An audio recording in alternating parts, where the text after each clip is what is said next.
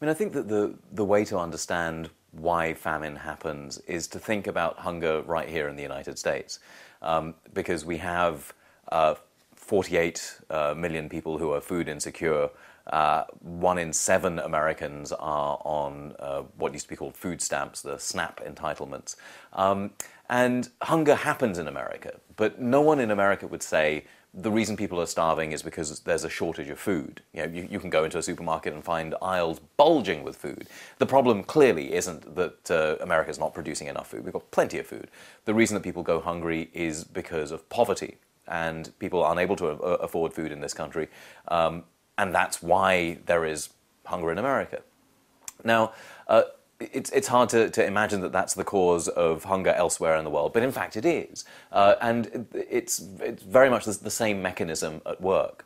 When you have food distributed through the market, you set up a series of incentives, and you set up a series of rules. And the basic rule is that if you have money, you get to eat, and if you don't have money, you starve.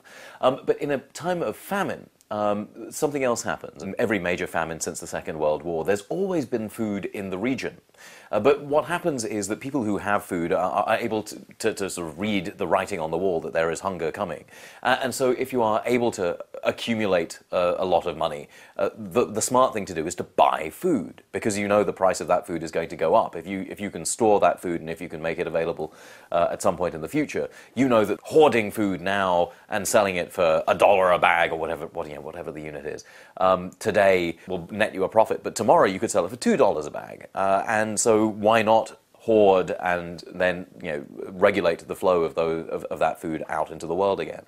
And that mechanism of hoarding and of rationing through very rational market mechanisms leads to hunger. You ensure that people who are poor don't get the food, and people who are rich get to make money. There are more calories per person being produced now than ever before in human history. So it's not even that we've got a lot of food, we've got a lot of food per person, more than ever before. So it's absolutely the case that we are able to feed everyone if we wanted to.